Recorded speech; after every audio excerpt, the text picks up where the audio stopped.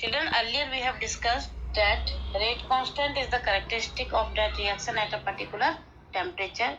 It depends on temperature, and for every reaction the unit of rate constant are also different, which is depending on the order of reaction.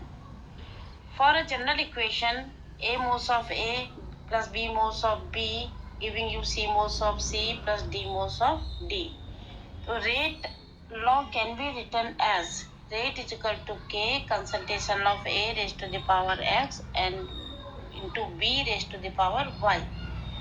And everybody knows that X plus Y is called order of reaction. Let X plus Y is equal to N. When n is equal to 0, it is a zero order reaction. When n is equal to 1, it is a first order reaction. When n is equal to 2, it is a second order reaction, and so on. Let us determine the units for each type of reaction. Now from the expression 1, K comes to be K is equal to rate upon A raised to the power X, B raised to the power Y, or A into B raised to the power X plus Y. Now, the units of rate are moles per liter per second. Unit of A and B is moles per liter, that is the concentration, raised to the power N. Now, for a zero order reaction, N is equal to 0.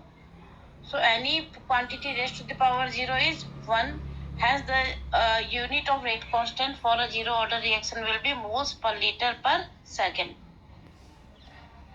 Now, for a first order reaction, N is equal to 1.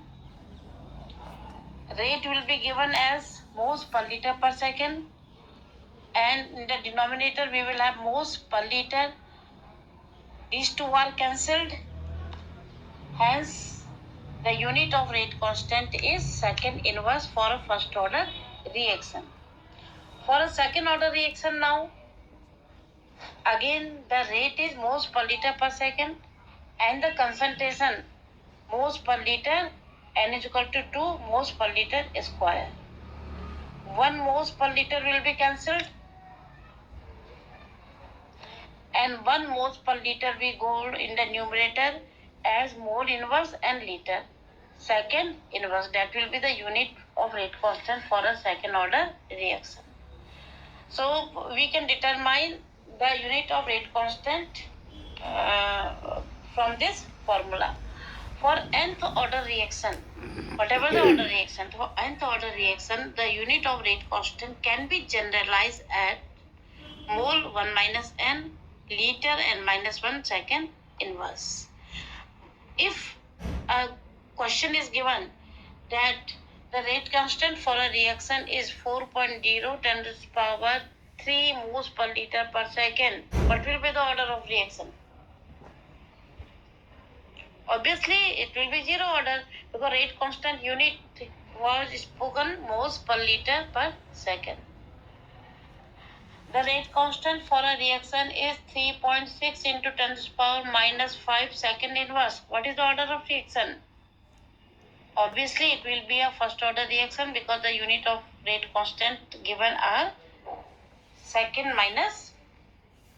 Okay, by knowing the unit of rate constant, we can find the order of reaction, or if order of reaction is known to us, we can derive the unit for rate constant. The next topic is molecularity of the reaction. Now, before coming to molecularity, we will define two terms, elementary reaction and complex reaction. Elementary reactions are those reactions which take place in single step. Single step means H2 plus O2, H2O, N2 plus O2, 2NO. These are the reactions which occur only in single step, are called elementary reaction. Generally, 2 or 3 reactant molecules are involved in elementary reaction. But we have come across many reactions where number of molecules are there, 4, 5, 10, like 4NH3 plus 5O2 giving you 4NO plus 3H2O, 4 plus 5, 9 molecules are there. So for such reaction cannot occur in one step.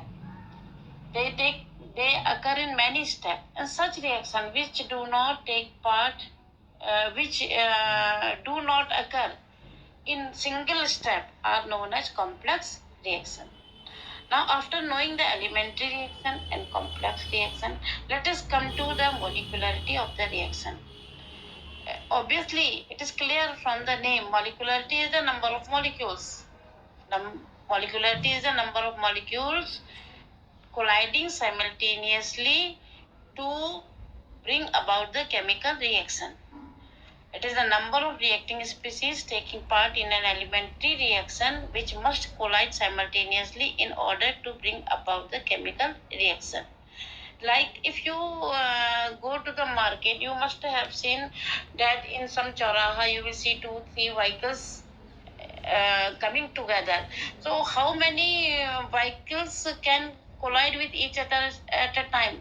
Hardly 2 or 3, not more than that. 5-6 vehicles cannot collide. So similarly, reacting molecules also, when the reaction is going on, 2-3 molecules can collide with each other at a particular moment, but not more than this. Hence, we can say the molecularity of a reaction cannot be more than 2 or 3. Just in the following equations, we have given NH4, NO2. Only one molecule is there, giving you N2 plus 2 as the molecularity is 1, and the reaction is called unimolecular reaction. 2HI giving you H2 plus I2 is a bimolecular reaction. 2NO plus O2 giving you 2NO2 is a termolecular reaction. That is why molecularity is generally defined with respect to elementary reaction. You can see the definition. It is the number of reacting species taking part in an elementary reaction. Because in complex reaction, there are so many molecules which do not collide together in a single step. They collide with each other in 2 to 3